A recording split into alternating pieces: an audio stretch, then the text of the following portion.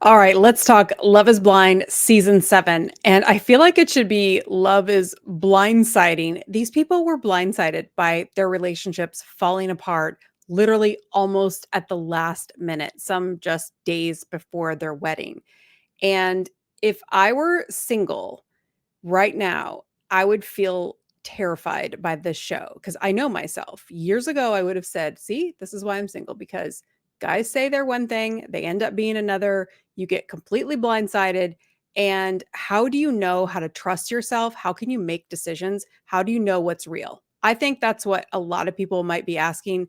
And although we watch these shows for fun, you might feel like, is this the representation of what's out there?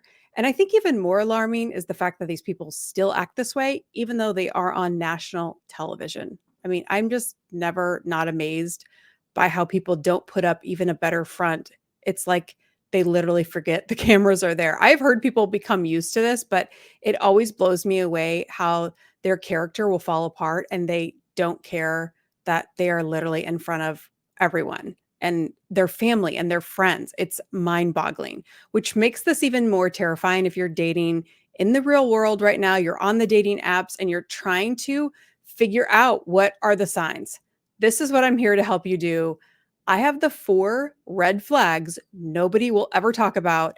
And literally, this is what was missed in every couple that didn't make it. And I know, so spoiler alert, I'm going to spoil it. So if you haven't watched it, stop now. There were only 2 couples that got married. And I believe there's only one real couple here. And it will take one heck of a reunion to convince me Ashley and Tyler are still in, or ever were in a healthy relationship. So um, Taylor and Garrett were my shining stars from the beginning. And I kind of wish I would have I actually recorded some stuff. Maybe I'll put it out, but I felt like, oh my gosh, what happens in the reunion? Sometimes the reunion really reveals everything for what it really is. And then every time I watch a reunion, I always feel dumb for making an analysis before because you get to see who the people actually are. So let's just keep that in mind as we move forward. But I'm going to give you some reassurance here and I'm going to help you see why these girls and guys thought they had connections and why they don't make it to the altar first. Like, why are these things breaking down? Why does it break down in the pods? Why does it break down in Mexico? Why does it break down when they're in their hometowns? And why does it break down right before they actually get married? Like, what is happening that is like blowing up in their faces? What could possibly, like, how could you be so sure that you want to get married and say it all the way through and even meet the family? This is where it gets really crazy. You just asked for her hand in marriage. I mean, were you not in tears with some of these guys asking for the daughter's hand in marriage? And it was just so heart like I was literally in tears. Like normally these shows don't make me cry, but this show, although it was very boring, I found it was more emotional, especially with the Marissa and Ramses breakup. It's a lot. So I want to help you unpack this so you can take this into your own dating life and literally know the 4 key building blocks and red flags that you need in order to know if you are in a healthy relationship or if you are on the right track. And I want you to just be able to watch this show for fun, but also if you feel challenged, I want you to go back and watch the first episode after you watch this video. Go back and watch even the first 20 minutes. You'll see exactly what I'm saying. Now, I recorded a whole video. I went through all of this and I used way too much audio from Love is Blind. So they told me, sorry, Melissa, welcome to YouTube, but we can't upload this. So I am offering access to that. You can click the link below and I will give you a link that will take you right to that video where I show the real examples and let the episodes play out so you can actually hear the audio and I give like a breakdown of the analysis. I'm going to try to do that here again, but I'm not going to use audio. So I've loaded subtitles so that you can follow along and I'll help you see exactly where they thought they had a connection, but they actually don't. And oddly, I'm going to start with Ashley and Tyler, who might be married right now. I think they are, but I want to bring your attention to something he was doing on every date. And I know you've experienced this, and I know most of us are overlooking it. So here we go. Okay, so first we're going to start with Ashley's limiting belief. It's right here. It's hard in your 30s. We're tucking through the clearance rack. She literally says like she feels like she's at the bottom of the barrel already just in her 30s. This is her limiting belief. It's saying this is hard and it's hard to find a man, like a hidden gem on the floor or the back of the floor, whatever she says. So still shocks me why I'm single. She's like, why am I single? And even in her 30s, she thinks that the supply is severely lacking. And so any potential connection starts to feel like, oh my God, this could really be something. This limiting belief right here sets her up to think that Tyler is way better than he is because she's under the impression that good guys that are available are such a hot commodity, which I will tell you, they are not. There are lots of great guys out there, but this is a belief a lot of single women have. And it's what makes you date the wrong guys too quickly and give them way more time than they should have because you think that this is all there is and there isn't. So there's way more to come on that, but I just wanted to start with that because this is where her mindset already is. Okay, now we're entering her date with Tyler. And I'm not going to try to keep up with every single thing on the subtitles here, but I want you to just kind of see how this plays out. And I'm going to pause it on a couple of key things. So first, she's talking about, I want to be the one to get married and stay married.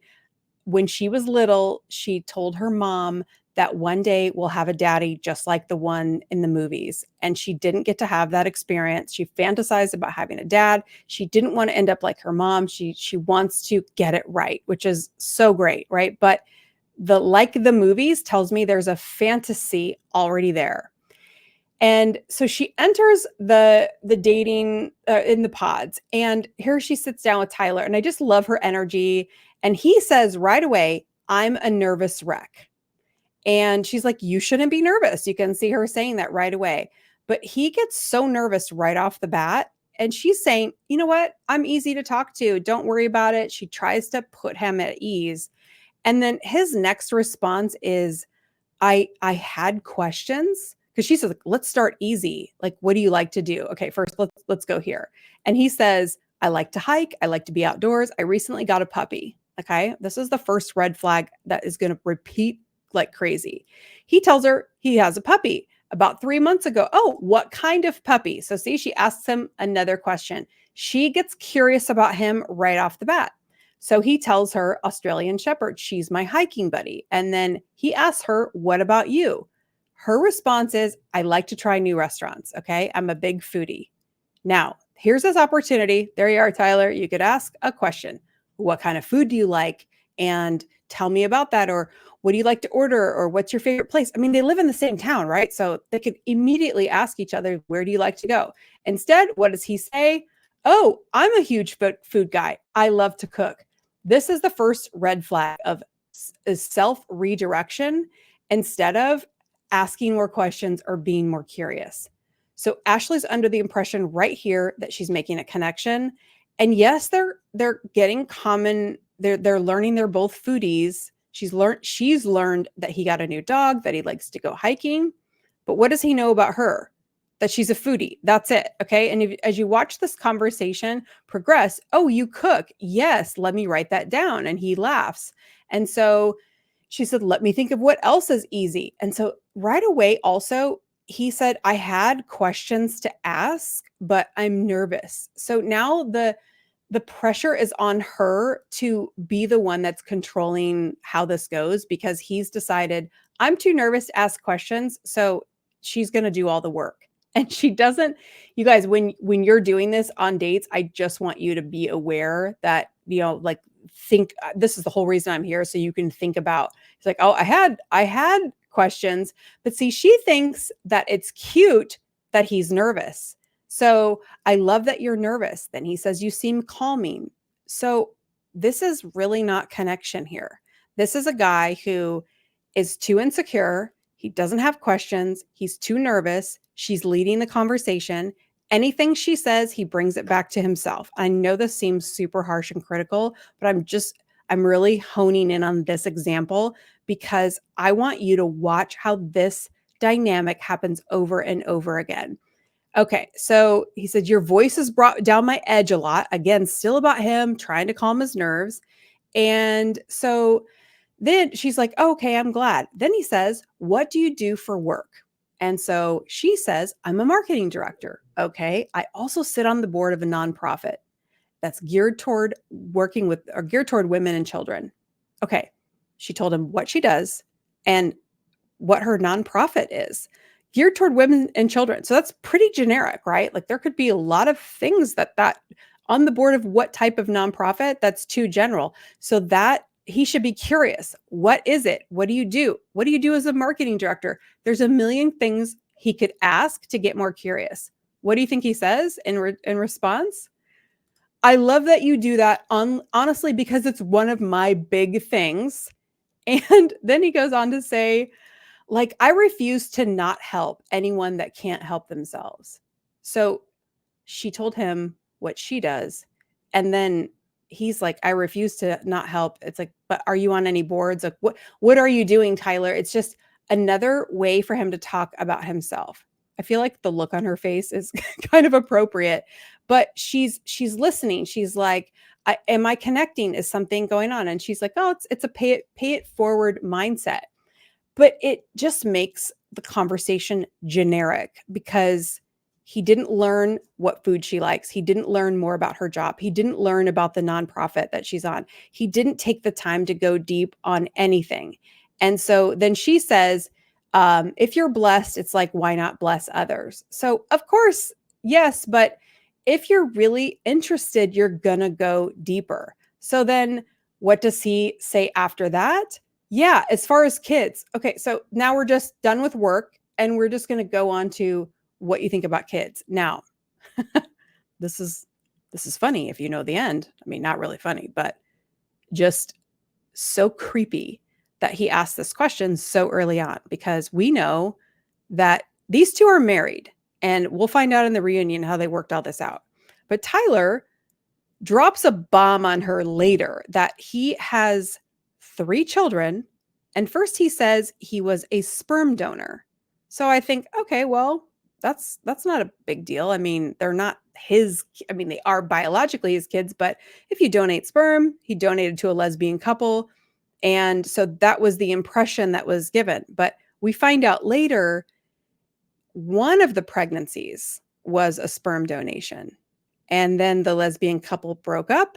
And then he had natural sex with the other one. And she got pregnant with twins. So that's the real story that we know so far. And there is actually speculation that the first child was conceived probably or potentially naturally as well. So it's like, are you hooking up with lesbians, getting them pregnant, and then trying to claim that they're not your kids? But this woman, one of the mothers of the children, has gone on TikTok and said that he wanted to be a part of the kids' lives right up until he left for the show. So I believe that the children were over a year old. I don't know all the specifics. And I'm not going to be the platform that we're going to like get into the he said, she said, but I'm just laying that out so you can understand in this cute interaction where she thinks she's building chemistry with a guy who has no children. He really has 3 that he just left abruptly to go be on reality TV. And to me, that shows the lack of depth right off the bat. So let's keep going and just finish this out really here. Oh, yeah, that's a big thing. Do you want kids? Yes, I do want kids. In an ideal world here, let's say I leave here like with my man and we get married. And he said, you will leave here with your man. And that gives her such a rush right here. And she goes, okay, I love the energy. So there's the fantasy dangled in front of her right there. You will live here with your man. He's giving her that confidence, like we're making a connection. And so I just want you to think like, this is the first conversation. Where is their connection? How are they aligned? What is it that they have in common? That they both like food and to help people? You know what I mean? It's like he does not know enough about her to make such a strong statement like you're going to leave here with your man. And so then when you look at her face, he's like, stay on my mind, girl. I hope so. So then look at this face. We all know this face when we have this face. It's like, oh my God, she's already decided he's the fantasy. She made up her mind right here. Something about him being nervous that was attractive. She interpreted nerves as being so excited for her, but he can't see her. So he's just nervous because he's insecure. And he was so insecure that he showed up with not one question to ask, which is really kind of rude in that situation. Like you should, have respect for people's time and come prepared with something. But she led the whole conversation. She never got to really talk in detail about herself. And he gave her barely enough. And ladies, I'm just telling you, this is the problem with getting just barely enough and walking away with this feeling. Like, I just know this giddy feeling. I just think it's attractive when guys can be vulnerable. Where was he vulnerable and be themselves? He was not being himself. Was he being himself? She's like, this is nuts. I can tell there are good people behind the wall. Like you can tell right here. I mean, this is probably why she's like, I just can't wait for my next date. It's crazy. Look how giddy she is. And I, I want you to be giddy for the right guy. I want you to really be armed with the right information so that you know when you can really embrace feeling that way and you're not going to be blindsided later. So, what I've been describing is red flag number one, show me versus tell me. So, Tyler did not show her anything. He told her what she wanted to hear, and he gave her just enough to make her feel giddy. But that should not be enough. But the point is, he did not show up. He did not have conversation. He did not get curious about her. He did not allow for real connection to happen. It just stayed on the surface. Now, I'm not saying that a first date should lead to enormous depth, but it really isn't about depth necessarily, but it is about curiosity. It is about conversation. I always think of it like a tennis match. If you're talking to somebody and their response reminds them of something about them every time or regularly, and I'm sorry that you'll recognize this and you'll just start to see this everywhere. But, it's like if you tell somebody, I really like this and oh, I like that too. And oh yeah, I went on vacation here. Oh yeah, we went there too. It's like, okay, then you're never going to talk about what you like. You're never going to be able to talk about your vacation because they're just going to talk about their vacation. Oh, you went to Italy? Oh yeah, we did too. Did you go to Rome? Yeah, we did too. It's like those aren't fun conversations. Those aren't interesting. But when there's a guy in front of you that you're attracted to, suddenly you miss those cues and the attraction part and the flirtation part kind of takes over. And so you miss this big, huge red flag. So I want you to just think, because as I was watching this, I just kept thinking, show me, don't tell me. You're talk, talk, talk. You've got a front. You're trying to be cool. You're trying to show me that you're this great guy, or you're telling me you're this great guy, but you're not able to just show me by conversation and getting to know me. And that's because they're too insecure right off the bat. They don't know how to be themselves. And a lot of the girls don't know how to be themselves either. So we show up two weirdos trying to show off and flirt and make a connection that is just based on intensity and chemistry. But it is not based on creating intimacy and real connection. Like intimacy is what you're going to feel when there's connection that is based on values, like-minded, being like-minded, your interests, really like, wow, oh, that I like when you have immediate respect for somebody, the way they communicate, you like their energy, you like how they talk, how they think. Like when you start connecting on those things, that's when you're creating intimacy. And that's when there's some substance or something to work with. But when it's just flirty and, oh yeah, I like this and oh, me too. And it's like, that isn't connection. But do you see how Ashley just walks away giddy? And if somebody would have just sat her down and said, okay, I know that you felt good in that moment, but what really happened there? she probably would be like, "I don't know. I mean," you know what I mean? Like, think about what her answer would sound like because she's giving him so much credit that he did not earn. And I can't get over that he just flatly lied about children. It's like unforgivable. I mean, you don't leave that part out. But we'll get to the bottom of that because I really want to wait for the reunion to see the details and I don't know. I don't know what her story is going to be, what she's experienced, but we do know that one of the exes is on TikTok, so it's a huge mess, but I'm just curious of what their relationship looks like, how they talk. Is it still giddy? Are they still excited? Are they still making plans for the future or what's actually happened? So we'll see. So let's move on to Nick and Hannah. And I have it paused right here with Nick, where he just says, I like to be flirty. I like to be sarcastic. So his dynamics on his dates are just very superficial. I like to talk about anything, chop it up like Caesar salad. And right here, he asks her, based on what we've talked about, do you think that your friends would be impressed with me? And she's like, well, what do you mean? Like, and he's like, I think they'd be impressed. There it is. Do you think you're friends? And she's like, I think so. He's like, you think so? He's like thinking he's cute by saying, do you think your friends would be impressed by me? This is not building connection. This is a guy that is insecure asking for reassurance, but he's trying to pretend like he's coming off flirty. Now, this isn't even Hannah, but I just wanted to keep showing you examples of how, but based on this conversation, I think I would certainly impress your friends. And then she says, who?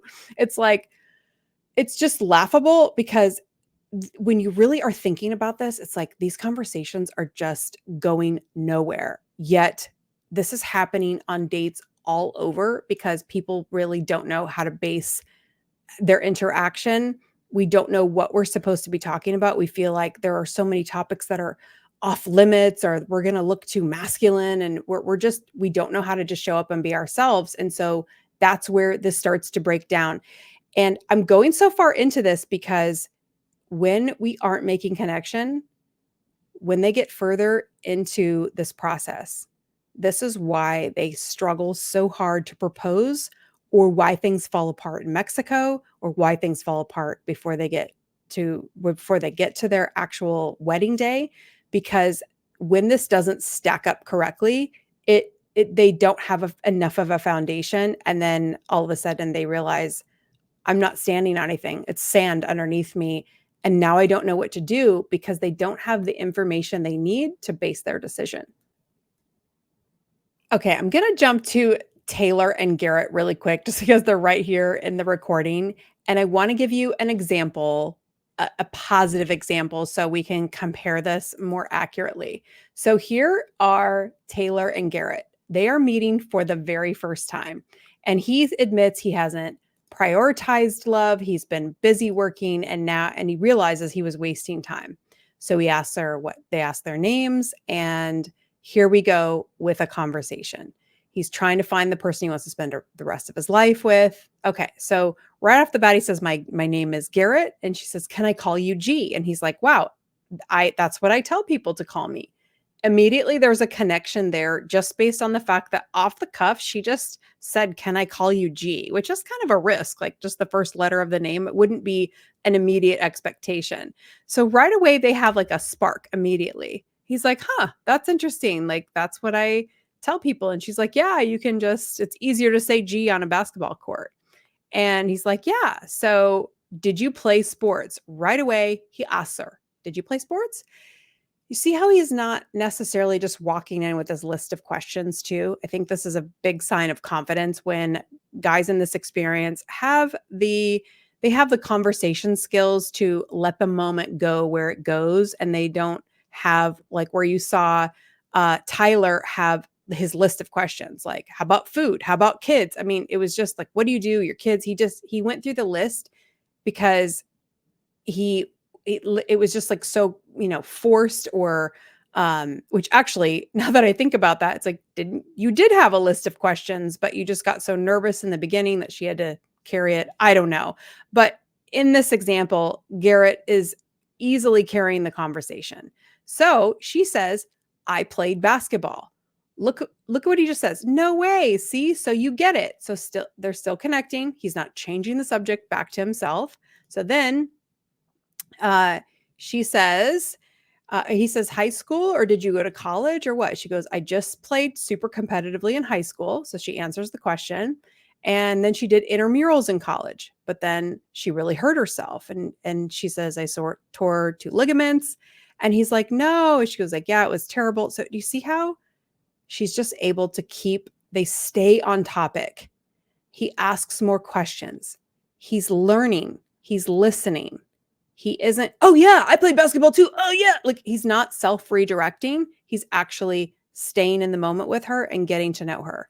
And at the end of this date, these two walk away feeling similar to the way Tyler and Ashley, but they actually have a real connection based on a tiny, tiny, tiny little foundation. Okay. So this is, I believe, the only couple that we will see. Supposedly they're still together. We'll find out in the reunion, but this was the most fun couple I watched. And I could see that Taylor was skeptical.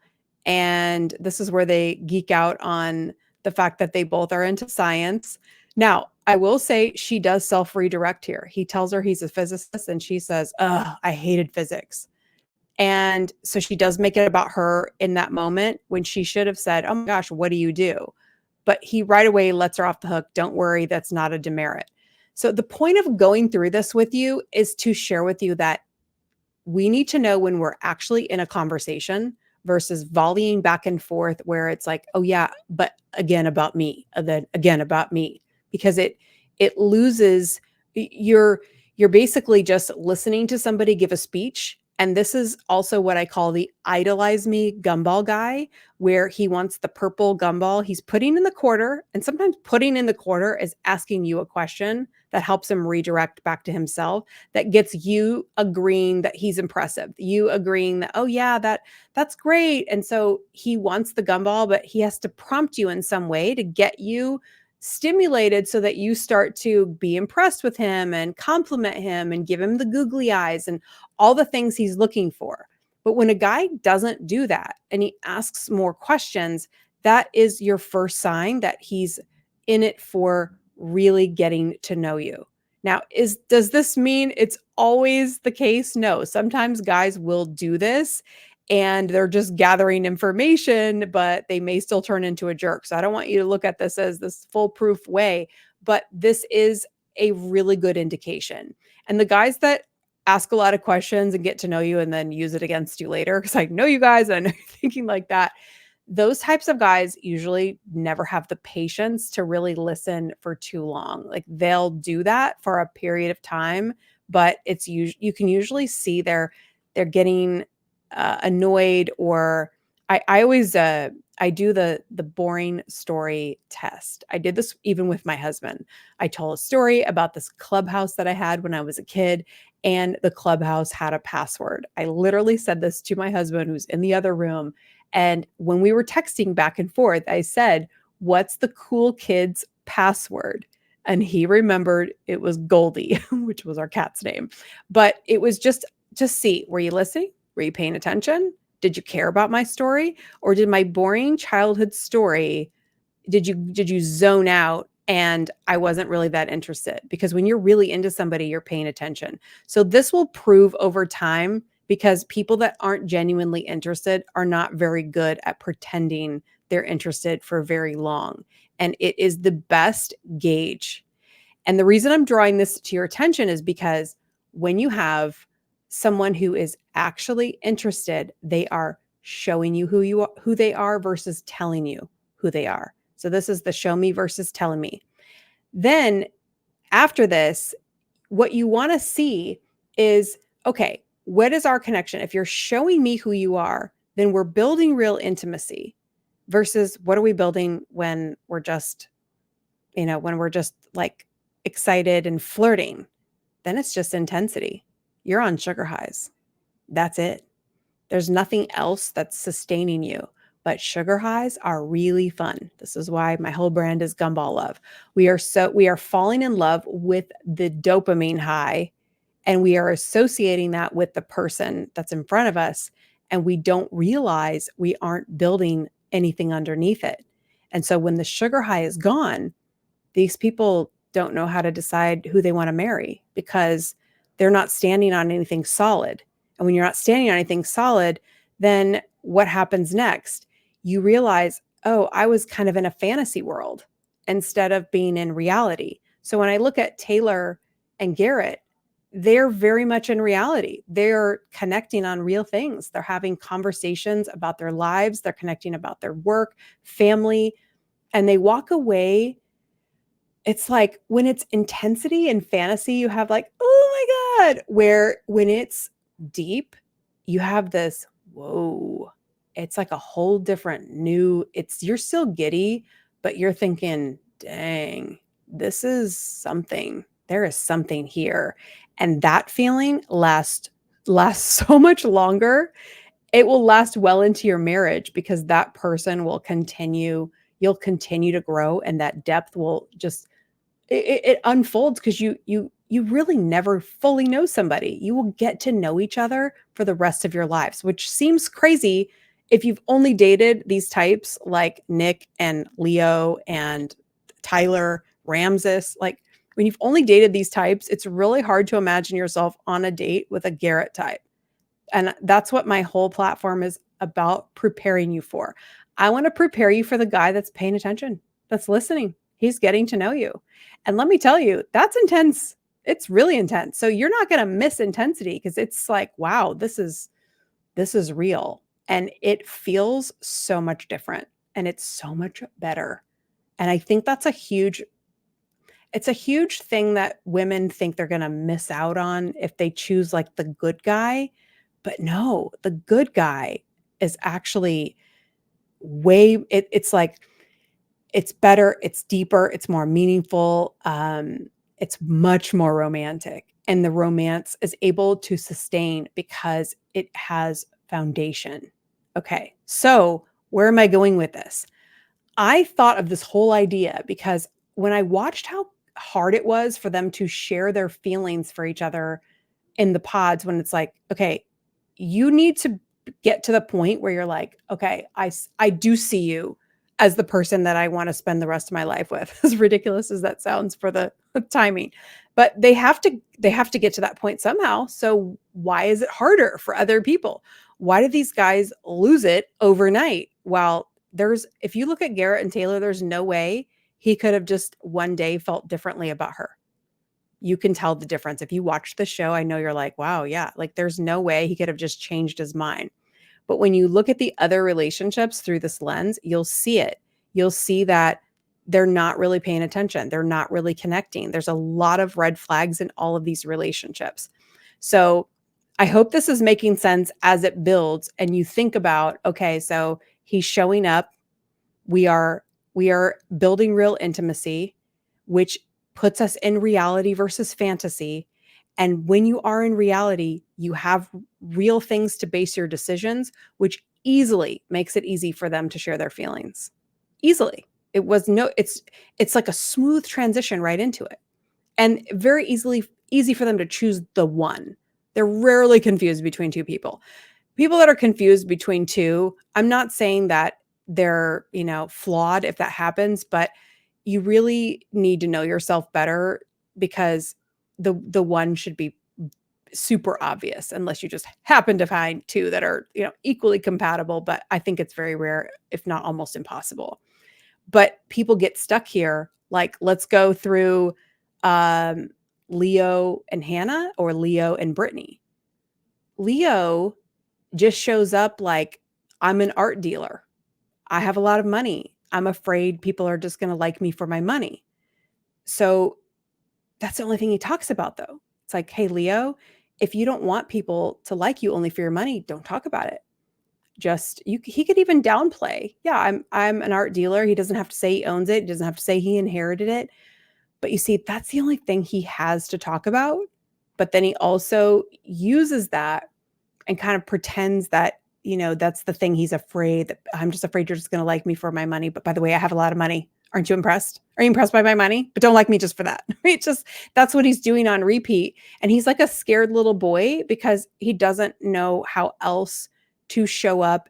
And he doesn't feel like he's likable enough without his greatest asset, which is his financial status. And so he's not connecting with anybody.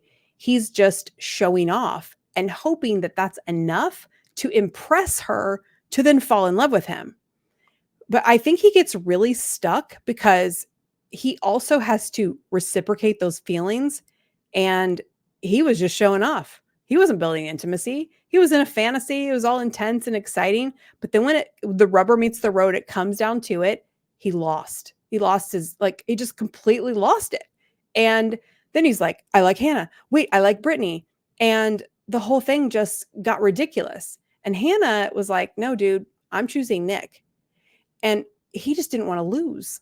But I think he still didn't really understand what was going on. And so we could analyze Leo all day long, but the bottom line is he didn't have a connection with anybody. And so he was trying to manufacture it in real time just so he could win the competition and move to the next level. So then he forces it with Brittany, and Brittany forces it with herself. It's like Brittany was so fantasy obsessed. She is a self-proclaimed trophy wife. I go through all of this in my more detailed video, and I let these videos play so you can see how she shows up and presents herself. So let's just take a look at the dynamic with Leo and Brittany for a second. I'm worried that the girl only likes me for my money. So she says hello. And he's like, I think this is a great opportunity for an experience that focuses on the emotional connection first. So he says the right things, but then it's an opportunity I couldn't pass up. So now he's in front of a girl who is literally saying, I want to be a trophy wife, not to him directly, but this is who she is. And so he's trying to make an emotional connection. And so this is the first question he asks her. If we went on a vacation and I planned some really fun stuff for us to do, oh, yes, please, anything. I'm along for the ride. So it's like, okay, so he'll plan a vacation. And he's like, oh my God, that is just so important to me. He's just jotting down all the notes about how is it like she loves planners. Like I would die to know what these notes are. And so he's telling her, I'm a planner. And she says, one of us has to have a brain. So she's literally just presenting herself as the fun girl. She says she chases fun. My dating history is athletes and rock stars. You guys, I watched her and I just thought, I don't really think she is this shallow. It's like she's almost attached to this image that she thinks she has to portray. I'm a trophy wife. I know what I want. But then she says, some people just want to be boss babes and make all the money, but that's not how I want to live. And so I'm obviously a trophy wife. So it's just the reality that Leo and Brittany end up together, that he proposes to her in the end, right? And she gets her fairy tale ending. And I just want to be with somebody that I'm their number one pick, that likes to cook. It's like, you get it. She's in a fantasy. She wants this ideal guy. She wants him to be her number one, but she also has identified herself as a trophy wife. And in this other clip that I go into more detail, she actually talks about the proposal moment. And she's like, I'm just going to visualize the proposal. So I feel bad for her because she comes in with these starry eyes and fairy tale princess vision, and she's visualizing that. And as she's talking to guys, she really doesn't know how to show up and put that together, because she doesn't connect the fact that she actually has to have a connection. There isn't a guy that just shows up, pays your bills and feeds the kids and picks you as number one. But you can tell she's just completely confused about how it all works.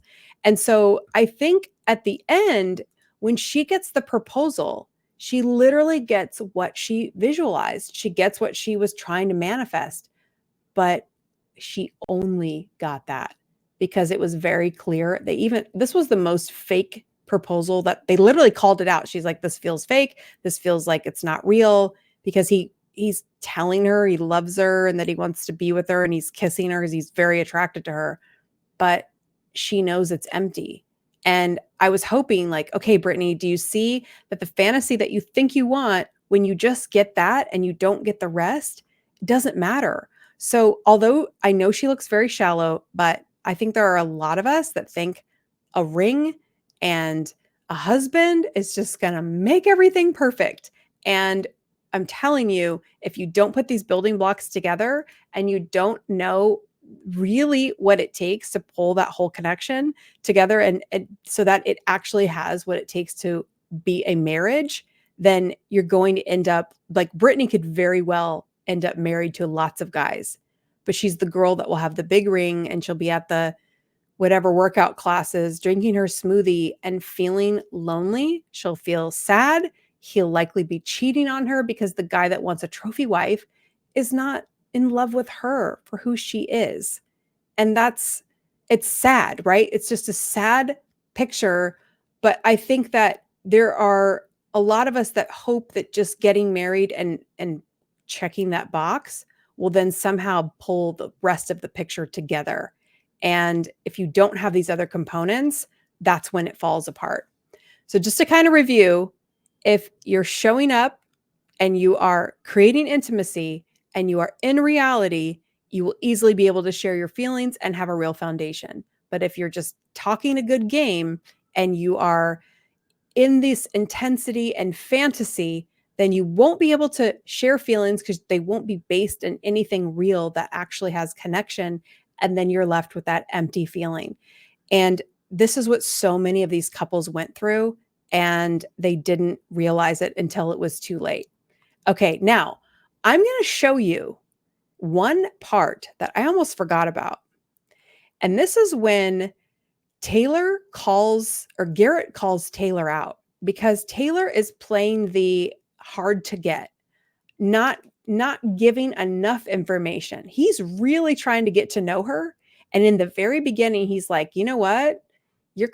I feel like you're trying to be too perfect. There's like this curated image you're trying to present. And I want to show you how this breaks down. Okay, so here he is. And he says, it's just a shock. I mean, it's really hard to explain, and here's where he kind of like shocks her and says, but you are very like calculated about what you say. And she's sitting there like, he goes, while I love to talk to you, it's also like, what is she hiding? So he can tell she's holding back and she's becoming insecure.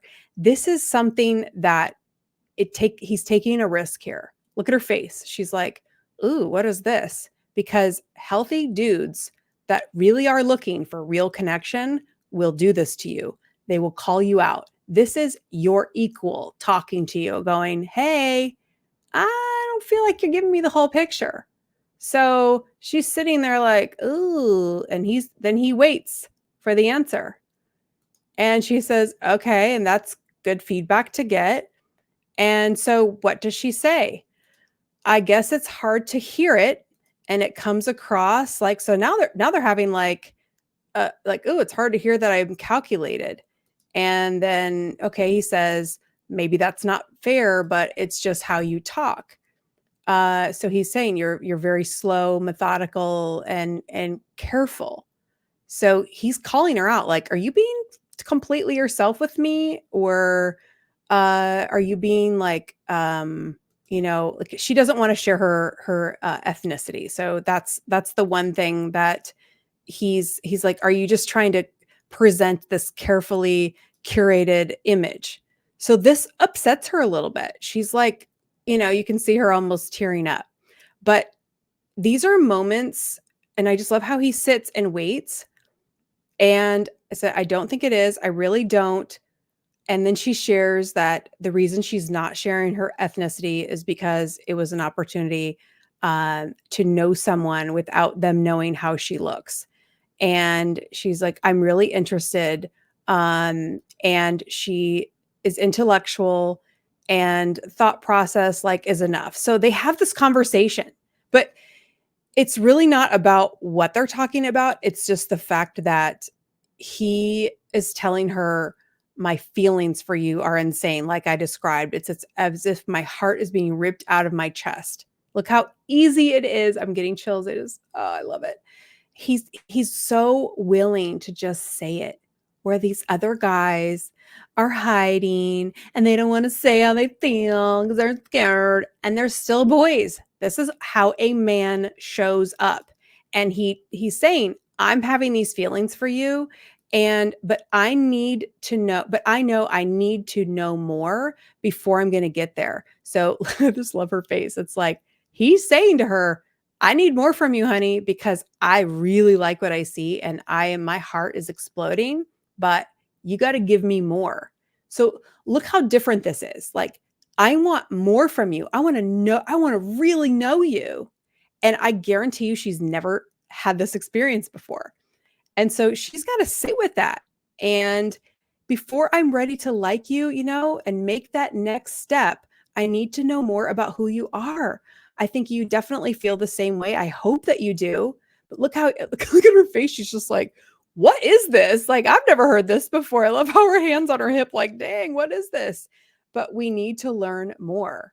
And she says, I'm excited to get to know you more, and show more of me. But I think I'd be really hurt if this doesn't end up working out. So now she's saying, I don't want to share because I'm afraid I'm going to lose you.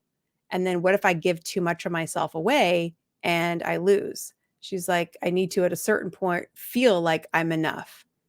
So, and then she says, does that make sense? And I think also a huge component of when it's really building is that you see him really pay attention and like, does that make sense? Yes, it does.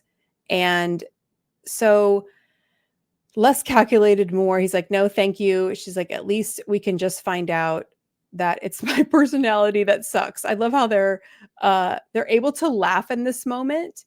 And she's like, I almost wanted to tell you, like, we can start talking about other things. But then it's like they break the tension here. And in order to bring her out more, he tells her that he likes her for who she is. I think it's uniquely Taylor, and I love that. So he's already saying, God, I could get emotional right now talking about this. This is how I know I've studied this so long. And I just thought I was feeling his already almost love for her in these moments. And I also could relate to the girl that just is like, dude, I don't want to be that vulnerable with you. But what she was kind of missing is that he was being that vulnerable with her. He was really putting himself out there so easily, and he's already seen how unique. So again, he's explaining this, and I think you should just go back and really watch this. But again, he's saying I don't have any idea what you look like, but it's not going to prevent me from, I don't know what he says next, but I just think this is so good. From saying, I want to do this. And it's just so strange. Like, I feel this way. Look how easy to share feelings because they've built it to a point, but he got to a point and he's like, I want more. And this is what you want to see. Not, I'm an art dealer and I have a lot of money. Not, I'm a kicker and a punter. Not, I really like food and I'm a planner. And oh yeah, what's your favorite snack at Trader Joe's? And oh yeah, like it's so different. This is the only real substance in this whole show. I'm so glad we have at least one example, but this is literally in real time. He's saying it's like, this is a conversation I've never had. And then their song, This Is Where It All Begins. And so this is where forever starts, but it literally can start in these kinds of moments because there's actual real connection, intimacy, and they are in reality. Talk about reality. I mean, those were real moments. Like her face, you can tell she's taking it in. This is what's going to happen for you. You're going to be sitting across from a guy and suddenly it's going to be like, whoa, this is not normal conversation that I've had before. This is somebody really knowing me, connecting with me, caring about who I really am, and willing to call you out. And she sat there like, and also being called out and being an equal, it does jar you a bit. This is where you really know you're with the right person at your level because you want this. You want them to be like, "Hey, you're not giving me enough here. I really like you, but you can't just keep giving me your perfect curated or your perfect curated responses. We've got to go deeper than this." And she's like, "Okay, I hear that." And then she did but he didn't make it into a bad thing, but he let her know, I'm not going to just sit here and he let her know, I'm not going to just sit here with cutesy flirtation. He wasn't there for that. So when guys are ready to get married, they want their wife and they see that potential wife in front of them and she's holding back, they're going to say something. And that's, to me, the best kind of intensity. It's intense, but it's deep. It's like, whoa, it's powerful and it's substantial. And it's like, this is the stuff that true love is made of. And it shows up just like this. And it's so beautiful. And I sat there, and this is what inspired me to do this whole thing for YouTube. I was like, I want so badly for every girl to know when she's truly in that moment. And I want you to also know when you're not in that moment. So you don't give your precious time to somebody that does not deserve it, that's not listening to you. You deserve to have these moments when you're truly heard, respected, valued, that they're curious and even willing to call you out and even willing to risk pissing you off a little bit. She was kind of like, they're willing to make you uncomfortable. These are all things my husband was willing to do to me. And there were moments I sat on the other side of a text message or on the phone like, ooh, that's new, because he had the balls to say what needed to be said at the time. And that leadership, that's the masculine energy you want. But do you see how masculine, that true masculine energy that comes from him also is allows her to make her own decision. There's no forcing, there's no manipulation. It's all he's right there ready, but he did take the lead. And it's such a beautiful example. So I'm going to leave you here. There's so much more to go through, but I could go on forever. This is my passion. This is what I live for. I'm holding back emotion because this is so important. And I know you're sitting there thinking, this is what I want. This is where can I find this? How can I do this? So just stick with me because you've learned so much just in this video. And these are the critical components. Out of the silly little reality show, we can pull away so many valuable gold mines of information to help you not make the same mistakes, but also recognize when there really is true love. Because these shows produce real couples. They're having babies. Some of them have been together for years now. So it's not all scripted. When people say it's scripted, I don't believe it. I really believe there are real couples that come out of this because there's so much evidence of it. So we can use this as an opportunity to learn from it and not get discouraged. So I do not want you to get discouraged by how many guys were just absolutely, they dropped bombs and felt like they morphed into completely different people. It's who they already were, but they were able to hide it. But I'm here to help you see through it before you fall in love with this guy. And so let's hope that we can save Ashley from Tyler, because I just think she's far too good for him. And she deserves somebody who shows up authentic and real and interested in her all the way through. So, all right, you guys, don't forget, if you want the full version of the other version I have actually did not include this much information about Taylor and Garrett, but there's so much more in the other version. So if this is really resonating with you, I highly recommend just click on the link and go watch the full version where you can hear the audio, because I go through it a lot more in depth. And hopefully YouTube and Netflix doesn't get mad at me because I didn't use any audio. So hopefully the video is good. I randomly just thought about it with my husband. I was like, oh, what if I just do subtitles and I don't play any audio? So if this doesn't work, then I'm going to be really sad, but I will not give up. So here we go. All right. Talk to you soon. And don't forget to like and subscribe. There's more to come, and I'll talk to you in the next video.